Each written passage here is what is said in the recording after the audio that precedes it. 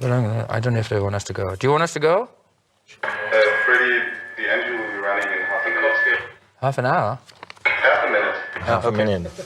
I understand that in Japan that you couldn't even leave your hotels. That's the It was immense very popularity. difficult. Yeah, very difficult. Well, this time round it was, we had to have bodyguards all around. And, You did sit in the kitchens, though. in fact, yes, and we were sort of reduced to travelling in laundry lifts and things like that. But the price of fame did help. I study demonology and satanic things. Why do they use Beelzebub? And I suppose that's a legitimate question. Why do we use it? Yeah. It's just why do we use anything? I mean, it doesn't necessarily mean I study demonology and things. I just love the word Beelzebub. It's great. I could get married and divorced in that time. Do you have hobbies? I am not. Yeah, a lot of sex. Try and get out of that one. Do you think from your stay in Munich? I've learned a lot. All I know is all the swear words, like Bleder Hund and Bleder auf, and lick my mash. That means lick my ass. I want everyone to get fucked all night, every day, just like I do. If my record reaches you out of Mongolia, destroy it, exactly, see? Destroy it, just like that. I mean, really. Well, Freddie, I knew you were explosive, but not that explosive. I mean, really. Did you know you were that explosive? I can make a bigger bang than that, dear, I'll tell you. The spectacular stage thing which you had on the first tour in Australia, when did that start to evolve on stage? I think we had ideas from the very, very early stages. I think it just developed as we got to do more gigs and as we gained experience and things like that. I think there were a lot of ideas that we wanted to try out both on record and on stage. But it's something that you can't do all at once. I mean, you've just got to be in the right sort of stage in your careers to do larger things. Like you couldn't start off with a huge entourage of lights because, I mean, we weren't doing bigger venues. So you had to sort of like wait for your turn. But it came pretty quickly, I think. Now, with Queen 1, Queen 2, Killer Queen, you were building up an immense album following with those albums. Then, and also, I mean, you were also breaking into the singles market in quite a big way. But with Bohemian Rhapsody and A Night at the Opera, I mean, that was the absolute breakout. Yeah, well, that really tore the market up. Tore the market up and down, didn't it? I mean, it sort of, it just kind of got us a totally different, it got us to a very different area. I mean, the cross-section of sort of the public then was so different. I mean, we suddenly realised we were playing to mums and dads, and I mean, like, the people that were coming to see us were totally different. And I think it was a very good thing, because, I mean, we just sort of, it was just gathering a much larger sort of audience, really. Yeah. And it helped enormously. Now, for an act that had been so visual on stage, and I'm still referring to the Bohemian Rhapsody time, suddenly, in that year, came one of the classiest film clips. In terms of thinking of Bohemian Rhapsody as a record concept, I think we thought of it in terms of visuals as well. I could really picture that sort of song in sort of visuals. So I think when it came to doing the promotional film, I think it was quite easy, because people think we spent hours and hours making that film. In fact, it took literally about four hours, I think. The way we choose singles are sort of, they're album tracks, basically. I don't think we actually write a single and say this is going to be the single. And what we, I think, try and do is try and, with each album, try and work out what is, where our music is at the current given time, and try and showcase it in say, one single, in one sort of number. And that's what takes the sort of single format. With Night at the Opera, we just felt that Bohemian Rhapsody was the song that would sort of say what we're doing at the given time. So we sort of chose that. Now, obviously, we came across certain barriers, like it being 6 minutes long or whatever, and we said, I mean, there were numerous rows. I mean, Well, the recording between the company four of wanted us, to, in yeah. actual fact, edit it. Edit it and things like that, yes. And we just thought, there's no point. You either sort of hear it in its entirety or pick another song. Yeah. And I think we were so sort of confident with that sort of number. I mean, it is a risk, I know, and we either thought it was either going to be an enormous flop or a huge success, you know, depending on Well, I mean, time. both the single and the album became, I mean, like chart monsters. And I noticed that, in fact, Bohemian Rhapsody won an award the other day for one of the best The compositions. BPI thing. Yeah, for over the past 25 years. It is. The pressure then on the group must have been immense to do the follow-up album, which was A Day at the Races. True, I think people will obviously, no matter how hard you try, will think of in terms of your past hits. That's inevitable. But I think it's up to the group and the musicians to really think in other terms. From my point of view, I mean, as far as the writing side of it was concerned, I really thought, I said, okay, Bohemian Rhapsody, big hit. But as far as my writing abilities were concerned, I think I could write better anyway. And I just looked at it from that point of view. I mean, I just went and wrote, from my estimation, I think a song like Somebody to Love is, in my estimation, a better sort of, from the writing aspect, a better song, you see. But I mean, it's very difficult because obviously people think of sort of songs in terms of hits, obviously, Right. and then they will obviously say, well, Somebody to Love was not as good a song because it wasn't as big a hit. But it really depends on how you look at it. I didn't quite know whether We Are the Champions was a sort of a subtle thing of saying, well, you may think, you know. I mean, I think we all. always write songs like that. It really is up to the listener to make up its interpretation. I think it's nice. I think up to now, I think even now, it's got to a stage where we do it subconsciously, you know. I mean, and we write, especially my songs. I mean, they don't state very categorically. I mean, they're very sort of, they can go into different sort of areas, and I like that actually. I mean, it's a nice escape for me, from the writer's point of view, but I think from the listener's point of view, it's nice that they can make up different interpretations. So basically, if you ask me what it's all about, I would say it is tongue-in-cheek, and it's not to be taken too seriously. I mean, my God, I can't be serious. No. You know, it's just something that I wanted to write a song that was very cold and calculated, and kind of to the point. And basically, it was a song of sort of participation. I wanted people to sort of participate. I was looking at it from the sort of the show point of view as well, how we were going to sort of do that. And I just thought, why... I wasn't going to sort of beat around the bush. I thought I'm going to be as blatant as possible. Can I just interrupt there? Yeah. I remember also you saying last year that it was sort of like being, you might as well be in a jail, the time you were spending in the studios. And I notice here you've said, I've done my sentence but committed no crime, and bad mistakes I've made a few. Theatrical. That's all very theatrical. Right, and then it keeps going, and then it says, which is probably makes a lot of people think, I've taken my bows and my curtain calls. You brought me fame and fortune and everything that goes with that. I thank you all. But it's been no bed of roses. Yeah.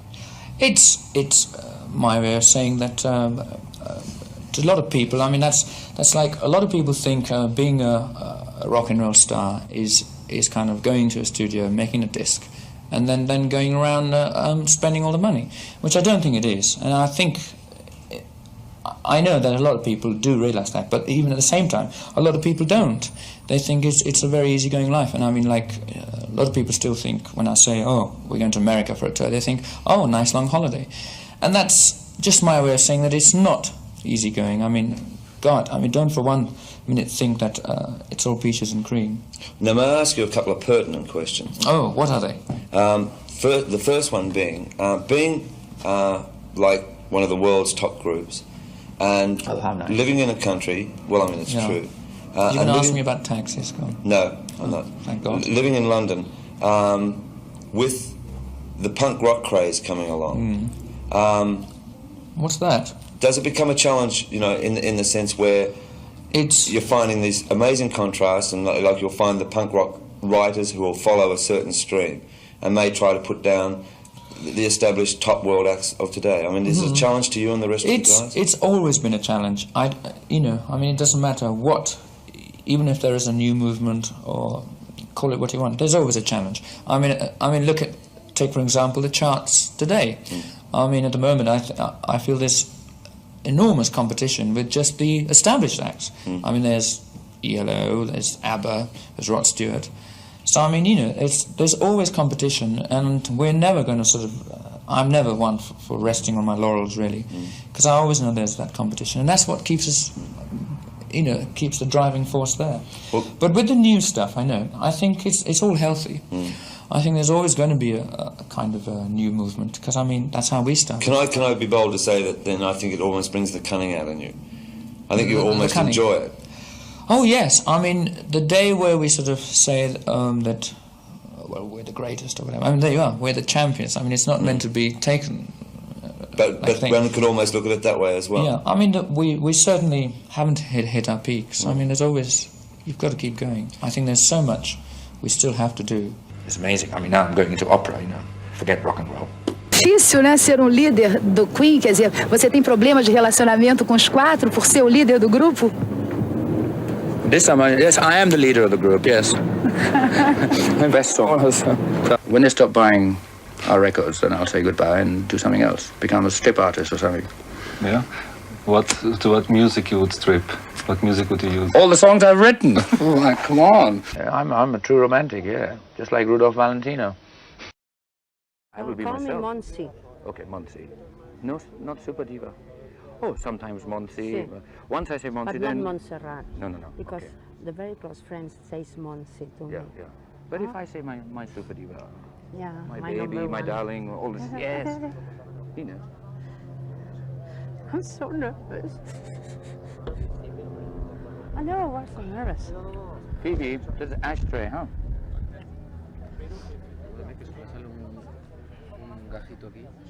Vamos ahora a hacer una entrevista a Montserrat Caballé y a Freddie Mercury para Televisión Española. It's already started.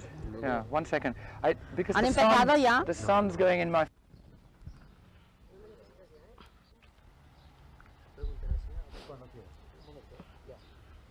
Montserrat, cuando le ofrecieron grabar este disco, ¿conocía ya de antemano la obra de Freddie o se la mostraron entonces? No, conozco la música de Freddie desde hace muchos años porque mis hijos son grandes adoradores de su música y de él, y en mi casa siempre ha sonado su voz y sus canciones, por lo tanto era familiar en mí el estilo y también la suave y al mismo tiempo imperativa melodía que él hace y posee. Y cuando me ofreció esto me pareció casi increíble y estuve muy emocionada de ello y encontré que la música era maravillosa. Cuando se sentó al piano y tocó para mí todas sus obras y todo lo que él piensa componer para nosotros, me pareció maravilloso, y sobre todo porque es un músico tan excelente y es un músico que en la composición realmente es maravilloso, es magnífico.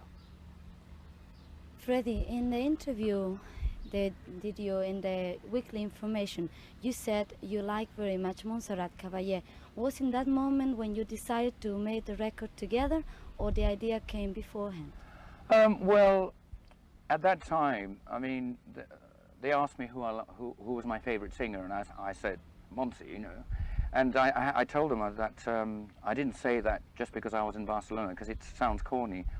But then after that, I mean, it was like a dream come true. You know, it was like a dream at the time to actually, well, of course, I thought about it. I thought, I wonder if our voices would match or whether she would accept or anything. And I think the rumor went round from the record company and friends and everything, and I think she was approached, or asked or whatever. And she said yes, it was just one of those things. And then I went, you know, I came to Barcelona to see her for the first time, and I played her a few tunes, and she liked it. Now she's rock and roller. ¿Cómo fue la propuesta para hacer esta canción, Montserrat? Musical. Your proposal was a musical one. Yes. Y fue encantadora porque, como Freddie dice, vino a Barcelona y su música sonó, su melodía, su creación, y me cautivó completamente. Freddie, what do you think this record is going to mean in your career? Well, I mean, I don't know. At the moment, it's not out. I don't know what it's going to do to my career, but I know that as far as it might go completely down. I don't know. Wow. No. Well, no. I think it's just like a dream come true personally, you see. And I think it means a lot to me because I've finally done something that I really wanted. is to sing with her. And to me, it's like blown my mind, you know. And at the moment, I still don't believe it's happening. You know, I have to keep touching her that she's here. So I think career-wise, I mean, it really doesn't matter. I mean, I'm just so proud of the fact that I've actually done it, you know. Because I remember when we were actually like rehearsing and doing things, I still thought it's not happening. And finally, when she came to London and recorded, and I finally got her voice on tape, I thought, now that's it, I've got it, you know. And so then, now she can't run away. I got the voice, and I just hope there's some better things to come, you know, because we're going to sort of do some more things. This is just the first one, and wait till you listen to some of the other ones. We're working on them. Montserrat, esta es la primera vez que usted graba un disco de este tipo, de estas características. ¿Por qué? En primer lugar, porque para grabar un disco de esta, podríamos decir, inspiración, se necesita con un background muy musical. Y solo una persona muy musical podía acercarse a mí.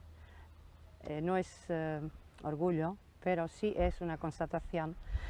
Y yo puedo asegurarles que cuando Freddie se sienta al piano y comienza a improvisar la melodía que le nace y que crea, es maravilloso. Él me regaló la música de Vocalize of Love que yo canté en el Covent Garden de Londres el 29 de marzo y que el público inglés encontró que era una locura. Es su música que la rehizo para mí, para mi voz, y que la canté con una gran ilusión y verdaderamente tuvo un grandioso éxito en Covent Garden. A mí me parece que la creación de Freddie es de una música muy especial que nace del corazón, para el corazón. Yo creo que tal vez por esto ha llegado a mi corazón. Freddie, I think your music comes from your heart. That's why it came to my heart. Yes, well, it's emotional, yeah. It is. You were talking about everything, your music, your creation, all the way Garden, through. yes, she embarrassed me to Covent Garden because then she announced me, and I was sitting there, you know, with my tuxedo and everything, and I had to stand up and take a bow, and she blew kisses at me, and I blew kisses back. But the audience loved yes, it. They went crazy saying, at the Royal Opera House. Freddie, before the rehearsals started, what was the thing that worries you the most?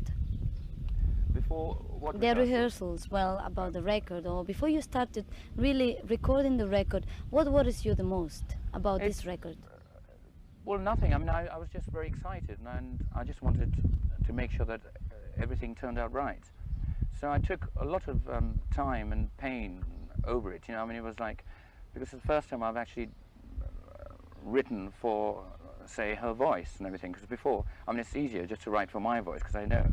And so I had to sort of really sort of do trials, like I even sort of sang high, you know, trying to imitate her voice to see if it would fit. You do it very well. Yes, indeed. sometimes she said it was quite good. And so it's sort of, it's a different approach, you know. So I mean, it's like it was risky because I mean I didn't quite know whether she would like it or not, and so we had to sort of just hope that she would like. But she changed a few things, you know. It wasn't like that she had to sing everything I said. And the thing I want in the end is that for the both of us to be happy, because when we're happy, then it'll come through into the music. And I think, you know, people have to listen to it and then make up their own minds. ¿A usted, Montserrat, le preocupaba algo? Estar dentro de la música no, pero sí me preocupaba poder interpretar bien su música, hacerla de una forma verdadera, sentida y sobre todo de una forma que las dos voces juntas pudieran mezclar bien y al mismo tiempo tener la expresión, porque cuando, por ejemplo, él tuvo la gentileza, you have the gentleness, de dedicar este primer cosa que hemos hecho y titularlo Barcelona, y hacer unas lyrics, unas palabras muy bellas de nuestro primer encuentro y de la Barcelona que se abre al mundo y invitar a todo el mundo a que venga. Yo le estoy profundamente agradecida, Freddie, que ha hecho este homenaje a la ciudad en la cual yo he nacido, y también he encontrado que los versos que empiezan con una gran suavidad y armonía, a medida que el canto procede, tienen una gran fuerza y una gran expresión y terminan con un clímax muy entusiasta y out of this world, like they say. Freddie, would you like this song to become the official song for the Olympic Games in Barcelona in Yes. '92? Yes. Oh, Yes. really? Thank Why not? you. Yes. That's wonderful. I hope they take it. But if they don't like this one, I'll write another one for. But I mean, you can't go much stronger than just saying Barcelona. I mean, it tells you everything, doesn't it? I mean, it's sort of right there. So, well, I hope the people in Barcelona, or in fact everybody, I hope they like it. ¿Qué le parece, Montserrat, la presentación aquí en Ibiza en vez de en Barcelona, la presentación oficial? Me parece muy bello porque han sabido escoger el lugar apropiado, tal vez, porque indudablemente el mar es nuestro mar y también el aire es nuestro aire. Por lo tanto, esta zona mediterránea nos trae tantos recuerdos de todo el litoral catalán. Por lo tanto, a mí me parece una maravilla haber escogido este lugar, y al mismo tiempo porque tiene un gran encanto y una gran atracción indudablemente de todo lo que procede al Barcelona canto, a nuestro canto a Barcelona. I just asked Montserrat what she thought about doing it here. I mean, this official opening of the song instead of Barcelona. What do you think? Oh, well, I mean, to me, it doesn't matter. I mean, you have to start somewhere. I mean, we can go and do it in Barcelona, we can do it everywhere, but I think there's got to be a starting point somewhere. So I think, because in the end, a song's got to be heard by everybody. It doesn't mean that just because we're starting here, that these are the only people that are going to hear it. I think, in the end, it's for the whole world, you know. So, I mean, they're all going to listen to it, but we've got to start somewhere, so I don't mind. What is the next step in your career, Freddie? Some more songs with Monty. She's going to take up all my time now, I tell you. So, and I'm quite prepared to do it, you know, so I'm looking forward to all that time. Montserrat, este escenario aquí en Ibiza con la gente joven y este tipo de música que se oye aquí no es mucho con lo que usted está acostumbrada a cantar. ¿Cree usted que esto servirá para acercar un poco el canto, el bel canto a la gente joven? Indudablemente, la gente joven ya viene mucho a la ópera, indudablemente. Y al mismo tiempo, yo creo que este approach entre las dos voces y entre la música hace factible ello, porque Freddie ha hecho una música en la cual la voz de soprano se mantiene en una línea, casi diría, de bel canto y rossiniana en ciertos aspectos, logrando un mixture que es algo impresionante. Nunca se ha experimentado antes una cosa así. I think it's the first time they experimented something like that. I think really, so, yeah. opera and rock together, and Especially I like love the it. two- I do love it. Yeah, especially the two voices, because it's quite unique to have two voices like, I mean, I'm sure it's like Dinah Ross has done it with one, but from complete pure opera to like rock and roll, two very different sides, it's very difficult, and for the voices to match, and I think, I think we've done it. Bueno, no se vayan ahora porque les van a entregar ahora a continuación una carabela de plata que es una reproducción de la Santa María con respecto al aniversario del descubrimiento. Don't go now because they are going to offer you now a silver ship which is the reproduction of the Santa Maria, you know, in the name of the quinquennial anniversary from the discovery of America. Good. That's Thank you very wonderful. much. Yes. Thank you. Es un honor para Oh, look la at Misión that. Quinto Centenario hacerle esta entrega. It's wonderful. Oh, gosh. Really? Could you imagine? Very nice. Thank you. Oh. It's nice, ¿no? Es bellísimo. Muchas gracias. Very beautiful, indeed. It's all silver. ¿Es una reproducción de la Santa María? Está inspirada en los planos Ajá. que ha sido el gran investigador de la Santa María. Sí, es que yo en inglés es This is had the inspiration in who? los planos del profesor Martínez The Hidalgo. plans of the Professor Martínez Hidalgo, which was Fue director del Museo Marítimo de it Barcelona. was the director of the Museo Marítimo in Barcelona, and after his plans he was done. Yes. Wonderful. Good. Thank you. Thank you very much. A friend of mine gave me his telephone number in Munich, where he was living at the time, and I phoned him, and But that's my girlfriend as well. But anyway, we share. So I flew over and saw Freddie and played him the songs and some videos and let him read the script, and I bit the bug. Bit the bug. Dave, what was it about Freddie that made you decide to ask him to do the tracks on the album?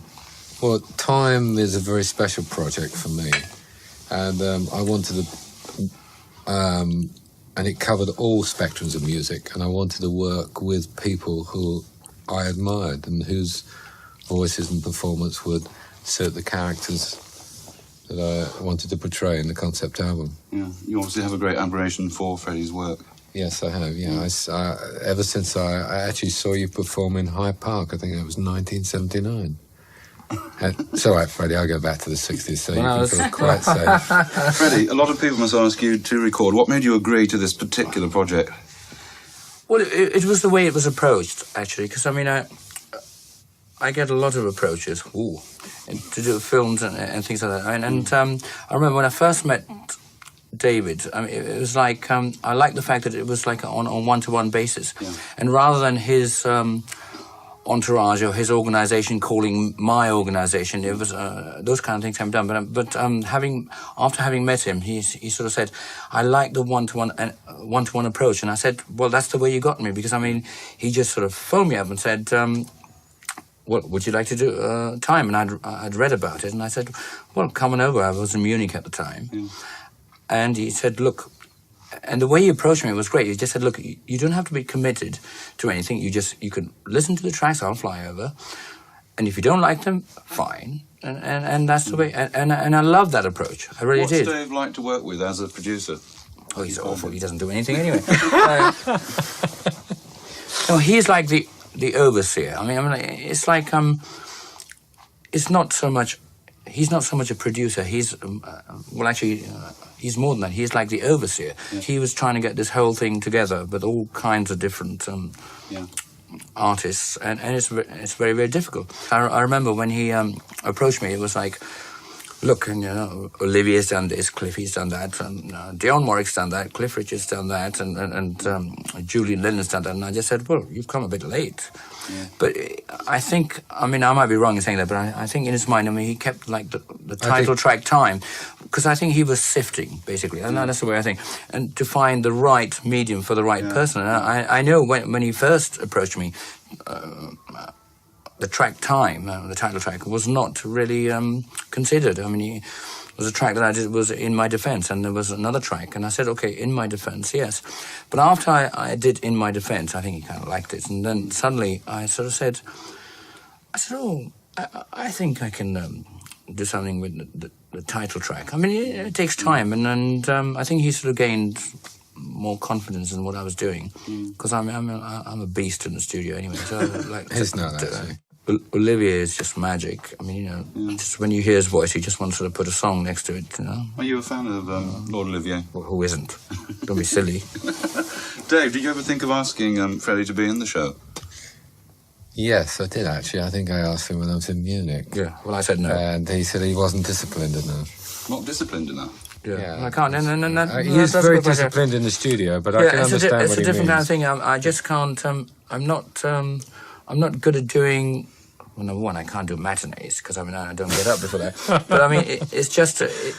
I think my voice would not hold. It's a different kind of singing. I mean, I do what I consider a kind of rock and roll type of singing, which, well, it's basically my voice. I mean, I can scream beautifully for 3 days and then I drop dead. So I mean, I think a theatre environment would just not. But some of your videos are so theatrical. Do you not feel that you'd like the challenge? Being theatrical doesn't mean that you have to sort of base your life around the theatre. Do you know what I mean? I mean, you Yeah. can be I think operatic. You could be operatic, but you don't have to be an opera singer. No, true. There's a different element with what I'm saying. You must be the only rock and roller to have actually danced with the Royal Ballet at the Colosseum. How did that come about? Oh, how did you know that? Actually, a good question. Exactly the same way as how David approached me. I mean, a principal ballet dancer from the Royal Ballet. You know, Wayne England just had he had a big gala to do, and he wanted different artists, and he just approached me and said, "Would you like to do it?" I mean, having seen Queen videos and things, he thought I could dance beautifully. But when I actually did start dancing with the Royal Ballet, they found out. You know, no, it was great because suddenly they realised that I couldn't really dance exactly. I mean, because I can never be choreographed. That's the thing. I mean, I just can't. If they tell me a step to do, I could learn it. But the moment they say, "Okay, take or roll," I just can't do it. I mean, it's just I'm just born that way. You know, I just do spontaneous things. So they realized that I couldn't really do the same step twice. So in terms of the ballet, every time I did anything, they realized it was all wrong. So they just lifted me up all the time. Which is great. I learned a lot from that. So if you can't do a step, they go, "Don't worry about it, we just lift you up." And once you're up there, you can't do a thing. They do all the movements, and you just get passed from one to the other. Outrageous. Dave, what was it like to work with such an extrovert character like Freddie Mercury? Well, actually, to be perfectly honest, I thought it would be impossible because he is such a perfectionist and such an extrovert performer. But I found him the absolute professional to the extreme, which I thought I was the worst, where everything had to be perfect.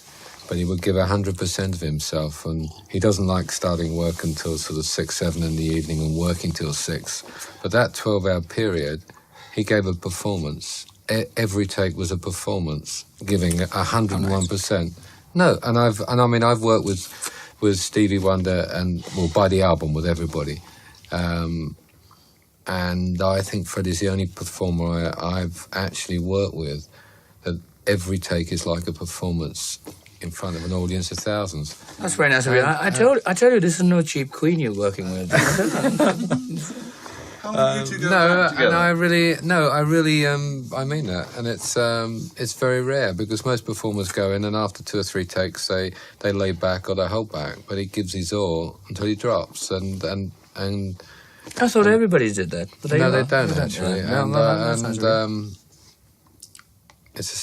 it's a magic performance. I mean, I'm a great lover of people like Edith Piaf, which is totally away from what you call today's commercial music, and the Jennifer Holidays. And I always remember when we first met, I said to you, he said, "But how can I do this song?" This was in my defence. And I said to him, "Well, I want a cross between Edith Piaf, Jennifer Holiday, and Shirley Bassey." He said, "Well, do you know what I said to him? I said the moment he said that to me, I just said, I have all their dresses, I can do it perfectly." Have you two known each other a long, long time? No, not really. Well, we've met. It's a good thing you asked. The first time we ever met, I don't know if you know, was after the Hyde Park concert, I remember. Yeah. And we had, there was a dinner at Mr. Charles or whatever, and I didn't know you were going to be there, and we were with Elton and everything. And I remember, because at Hyde Park with Queen, we just signed to John Reid, which is, who is Elton John's, what do you call it, manager? And he just became our manager, so it was just like the first big gig. And so after that, and I remember I'd thrown a tantrum because it was like, it was very weird. People didn't realize, because I mean, we built up this humongous show, but we didn't get, and I'd worked myself to fever pitch right at the end, and I knew that we had like a double encore to write, but I mean, because of so-called violence or the police activity, we had to shut the show pretty early, so I didn't get my moment to actually do the 2 encores that I wanted to do. So suddenly it was all over, and we had to go. So I was in a real mood, and suddenly I was sort of like taken over to Mr. Charles, and Elton was there, and suddenly David was there. I think that's the first time I met you. But I think we just sat there and had dinner, and we said hello or whatever, but we didn't get, because I was in a real mood. You know, in those days, I was young and I threw tantrums, and I thought I'd let this one really ride. Have you seen the show, and what do you think of it?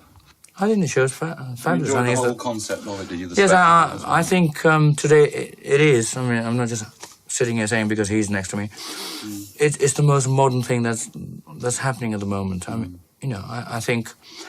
I mean, whenever a show of that caliber goes out, there's always something wrong or right. And I'm sure he will say that too. Because, I mean, like, when we make an album, we do it. And then when people listen to it, it's like there's always room for change. And, like, I mean, as the show goes on, I'm sure he could change it. Because, I mean, but I think the initial impact of the overall thing is just magnificent. So, I mean, you just go with that, and then you can change things It's like another step from the conventional musical that we know. It's now taking it a step further into the next sort of century almost. Oh, definitely. I mean, the whole thing. I mean, a musical is a musical, but the whole thing that it rides on the fact that there are these. The way I see it, okay, is the way that there are certain elements in this musical that have never been done before. See, I'm one of these commercial streaks. People that love that. So, as far as I'm concerned, I mean, you could sing a song backwards and wear all kinds of wonderful clothes. But if there's an element of surprise or something that has never been done before, that brings me to a theatre. And the fact that Laurence Olivier's face was... even to this day, I mean, I'm talking to people and you read about it in the press, they don't know how it's done or whatever. It's an enigma, which I love to sort of... It's something that brings you there, the mystique and all that. That's, to me, that is theatre. That is... So I think when you put all that together, it's magnificent. When you're doing the recording of Dave's work for the album, who has the last say? Does Dave say, "I'd like it sung like this, Freddie"? And then do you have little rows and arguments about it, or? We always have rows. I think that's healthy. It is healthy, of course. Healthy. I have rows with every project that I do. And in terms of us, I mean, I undertook this project knowing fully well that he was the overseer, but of course I wanted to put my sort of stamp on it. And then in the end, we disagreed on a lot of elements. But then, like, he gave way, and I gave way to a lot of things. But in the end, it was all to make sure that it was... Right. I don't think it was done in terms of any sort of egoistic elements. I mean, it was all to do with hoping that it would work. So, I mean, like... people think that I'm a real... it starts with C, but I can't think of anything. But that I'm a cherub.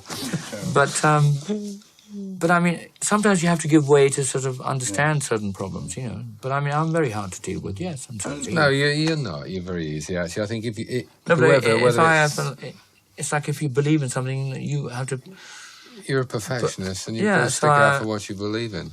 I mean, if Stevie did a track, and the reason I wanted Stevie Wonder to do it because I respected and admired his work. The reason I wanted Freddie to work on the project, and I was knocked out that he did it, was because I wanted Freddie to give it his special element, and I think it's pointless getting involved with any other artist and taking away what has attracted you to want them in the project. And it's the way Freddie performs, and also he's got this wonderful things with using block harmonies and very off-the-wall sounds, and it would have been wrong to take that away. I mean, that was what Freddie gave to the two songs that made them magical, I feel. Magical being the topical word. Is it your sound, Freddie, that we sort of grown to love and know so well with Queen, that you have these wonderful choral bits and harmonies? That's a Queen sound. That's a Queen sound. It's a Queen sound. That is a sort of a quartet that has been together for 14 years. It's a Queen sound. It is a complete sort of mishmash of the four of us in terms of Queen. It's not my sound or anybody else's or Brian's. It's like when I did my solo albums, I tried to do certain elements of that. No, you don't get that. It's when four people actually gel together and there's a chemistry, you cannot equate, you cannot equal it. And it's, what you're trying to say, that is the Queen sound. I mean, there are times where I've actually tried to do in terms of harmonies, but they're not quite the same. I need Brian's voice, or I need Roger's voice and John's to make that little delicacy that makes it a Queen sound. So I mean, no.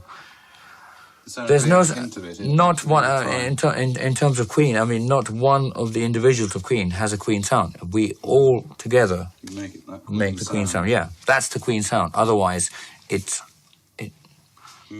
completely different.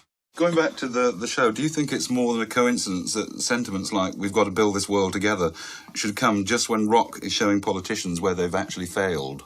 Oh, darling, what kind of shit question is that? You answer it. It's too heavy. I think what he means is in time, in the song Time. Yeah, but you have to do it. It's your bag, man. Well, you sung it. No, I think it's what they're really doing with Live Aid and Band Aid and everything else. Yeah. It's that one can express one's feelings through music. And it's up to the individual. You can't change the world and you can't change a person. It's up to you to change yourself. That's true.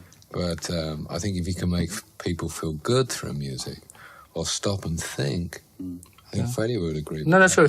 You see, asking me that question, and the reason I'm sort of very flippant about it, is that, I mean, I do agree with a lot of that kind of sentiment, but I mean, in terms of the way we depict our music, it's very different. So I can actually relate to that kind of sentiment, but the way I do it is very different. It's a very free-for-all and a very sort of, how should I put it?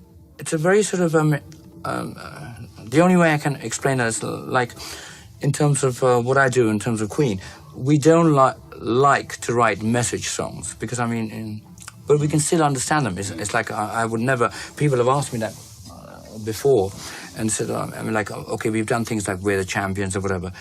They're like, to me, they're escapism. Do you see what I mean? To me, music is escapism. I've been the one that I like our songs to be escapism. It's got to be an escapism. It's like going to see a very good movie. Yeah. I feel that people who buy our records or whatever go to see them. They buy our records or they see our videos or whatever. Or it's like going to see a wonderful film. They go and see them because they have problems. They go in there and say, I want to lose my problems for 10 minutes or an hour and a half, and then they go back to it. Yeah. I've always maintained that. For me, I don't write my songs in terms of a message of peace or love. Yeah. I can incorporate that kind of thing, but I don't want to be I'm not a Stevie Wonder or John Lennon where I actually feel, because to do that kind of thing, you have to actually feel it. You have to be a John Lennon. You sleep with it, you eat with it. Yeah. You know?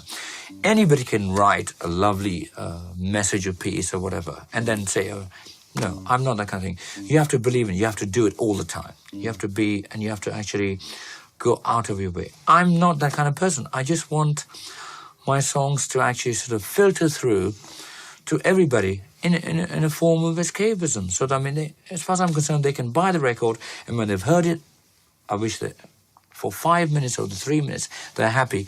They can then discard it like a tissue. But I mean, and then they look for more. I'm not, I'm not the Mother Teresa or the Bob Geldof. But I think that's what Queen's songs, or like my songs, they have a message, but they're like little hidden messages, and then they're not the be-all and the end-all. And I think, going back to, for me to actually say, why did you... I mean, I've come to grips with the project of Time, but I'm not that involved into the complete reality. I mean, Dave is the one to answer that. I'm not involved in the complete reality. To me, it is something, as far as I'm concerned, Time is a wonderful musical that's come up, and I want everybody to see it. I used to follow sort of Smile a lot, I used to see, and we were like friends. I used to go to their shows, and they used to come see mine. What did you see in what Brian and Roger were doing with Smile? Nothing. I don't know, I think they had the basic ingredients of what we wanted to do, which was a sort of coupled sort of hard rock with an overlay of harmonies, So we decided we'd, take the plunge. And it was then I sort of thought about the name Queen. I had it in the back of my mind. I thought one day, that could be, we could put that to good use. Why Queen? I don't know, at the time it was outrageous. At that time, it sort of, the names lent itself to a lot of things, a lot of the theatre, and it was very grand, you know, very pompous, all those kind of connotations. It meant so much, you know. It was nice. You couldn't sort of just, it wasn't just one precise label. It could have meant a lot of things. I mean, you know, there was a long sort of gap between actually forming Queen and actually having a recording contract. We'd formed Queen before, I mean, I can say this, you know, now, before sort of David Bowie had done anything. Hard rock in those days was always found this sort of in the blues vein, where it was kind of 12 bars and lots of heavy crashing chords.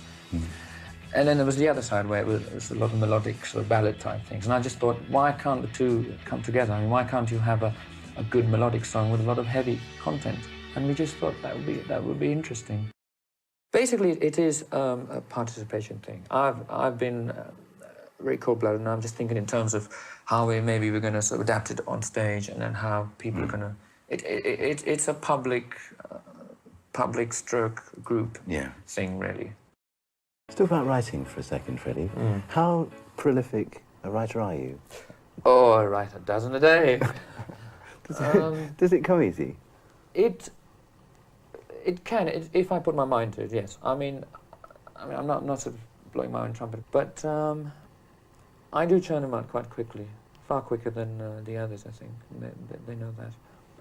But what are the ideal sort of set of circumstances for you when you're writing? I have to be alone. I just have to be left alone, locked up, and I just sort of concentrate. Usually, the way I write is I get the sort of melody first, because that's the most important. And it comes easier to me anyway. I work out the melody, I work out the song structure, and then somehow the words fit in afterwards. Lyrically, I'm very bad, actually. I really have to work. I hate lyrics. I wish I had a Bernie Taupin, you know, where somebody just gave me the lyrics. Most of the time, I have a clear picture of what I want, and I sort of have a lot of, say, Roger's parts and what Brian should do and things. There are rows, of course. To try and keep their attention, you've got to sort of really tempt them. Like, okay, you can have a little break, have a coffee and biscuits, and then while they're sort of in a good mood, grab them, you know, and do another sort of 50 million overdubs. We had a clear picture of what we wanted to do. There were certain fixed ideas we had, and we were going to bloody do them, you know, whether people said yes or no. The moment we came out with the first album, they put us in an immediate heavy category. And to a lot of other bands, I mean, that would have meant, oh, great, you know, let's do what the media expects us to do. But we didn't. I mean, we knew we wanted to do a particular thing, like sort of branch out into sort of actual songwriting. We don't look upon singles as sort of, I don't know, as say other people look upon singles, you know, like, I don't know, commerciality. I suppose that's one of the ingredients. But I think it's just our way of saying this is what we're doing at the time. And we felt that Bohemian Rhapsody summed it up at that time. And we were doing a lot of diverse things, a lot of complex harmonies. You know, it was full of extremes, and we thought, why not? It was one of the songs I had a lot of fun in, because I thought, I'm going to do exactly as I please. Do as many multi-layer harmonies as possible. You know, go well over the top. And, you know, didn't give a shit about anybody else. It was a very big risk. I mean, I remember Roger saying that it's one of those things that we said, okay, it's either going to be a huge flop. As it was a song of extremes, you know, I thought that was the way we were going to approach it. How does the studio situation work, Freddie? You mean amongst us? Yes. Between us? Yeah. If I write a song, then I sort of take it upon myself from the actual writing stages to the rehearsing, to the routining, and to the recording as being my project, so I sort of handle that. With my kind of songs, I seem to sort of more or less have everything rehearsed. I mean, everything's sort of written out. Because pulling We Are the Champions off the new album, that seems to me to have thoughts and sentiments in it that you must have been wanting to express for some time. Is that true? Oh, I'm a cold, heartless bugger. No, it has absolutely nothing. It's just pure commercial. Call it what you like. Do you enjoy record production, Fred? Do you enjoy working in the studio? Yes. You can get sick of it, though. We've decided that on our albums, you know, we wouldn't spend as much time as we've done in the past, because I just think that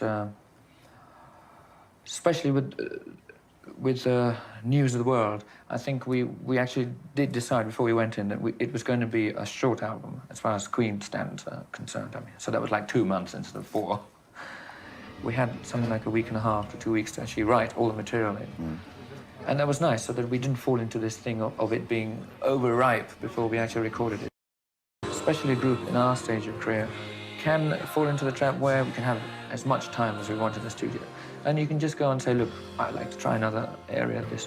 But now I think it was up to us to decide from the very onset that this is the decision. You know, this is what we're going to arrive at before we got there. And we were going to say, okay, this is it. And I feel I did that. I mean, okay, I could forever go around saying that I could have done, say, We're the Champions a bit better. But I think I quite liked actually saying, look, I've made my sort of decision now, and we're going to stick to it. And it's worked out pretty well. It's the most egotistical and arrogant song I've ever written. And from that, I mean, I can live in the kind of lifestyle that I'm used to. I'm very sort of, you know, people think I'm very grand and whatever. I love it. I am. I mean, I live in a very sort of, I love to sort of, I'm very extravagant. And I don't know, one way or other, even when I didn't have any money, I sort of seemed to do it. It's a, I don't know, something that is part of me. I just love enjoying life. I just feel that there are sort of balletic moments in our sort of repertoire. A lot of our songs require sophistication and grace and this and that. And I think there is a certain parallel to ballet. Yeah. Again, are you conscious of writing at all with the idea of what? No, writing is a total different thing. I mean, yes, I wear my ballet shoes every time I write. I'm a big ham, really. I just get on that stage and do it. I don't really take myself that seriously. Not anymore. There was a time where in the early days where our music was very pompous and very serious, and people thought, oh God, what a load of bores, you know? And at that time we were getting a bit serious. Everybody is serious to a point, but after 10 years, you know, you've got to kind of ease off a little, and I personally just have a good time just fooling around on stage, you know. And that's why I'm not afraid to sort of fall flat on my face, because I mean, you know, coming up with some of the things I wear sort of over the top. I mean, they have an element of humor which I hope comes across. That's basically what it is now. And if I'm seen to be having fun on stage, I think it kind of comes across, which is good. You can get very blasé with the public, you know. Sometimes, you know, you've sort of built up your public and they only want you for a certain thing. And that's the wrong way to go about it as far as I'm concerned. I mean, they should be aware of what you want to do. You know, you can fall into a trap where you build up a sound or whatever, and then in the end, that's all they want. And you're then manipulated by your public. That's the last thing I want to do. It's a nice, it's a knife edge that I like to tread on, which is good. The danger element is exactly what we need. And right now, you know, in a way, telling them that this is what we're doing right now, even though we do all the other stuff that they like, is great for me, because it makes you work harder and you just feel, it makes you keep on your toes. Otherwise, it would be just too easy. I couldn't get any more theatrical. I just think that's the way I want to perform, you know. It's grasping a song and delivering it the way I feel, you know. I don't like sitting on a stool and doing a whole performance. At the same time, I don't want to sort of run around all the time. I like to pace myself, depending on what the song content is. So, I mean, there are ballads, there are bawdy songs, there are there are certain songs that demand a lot of energy, and I want, you know, apart from just the singing energy, a lot of visuals, and I think, you know, I need to do that. Do you see how we like to translate theatrics into film? Not really. A lot of people ask me that. If I wanted to, I could have done that a long time ago. I feel that at the moment, there's a lot of things that I'm doing within Queen that keeps me happy. And as far as being an actor or whatever is, forget it. I don't. You know, if I want to do anything, I'll do it properly, and I mean, I need to really feel interested in it. And a lot of people do it because they think, oh, right, they've done 2 or 3 years in rock and roll to become successful, let's be movie stars. That's not my bag. You know, at the moment, I'm quite happy doing what I want to do. It's very creative at the moment. I mean, what we're doing within Queen is my creative output is, within that is enough for me.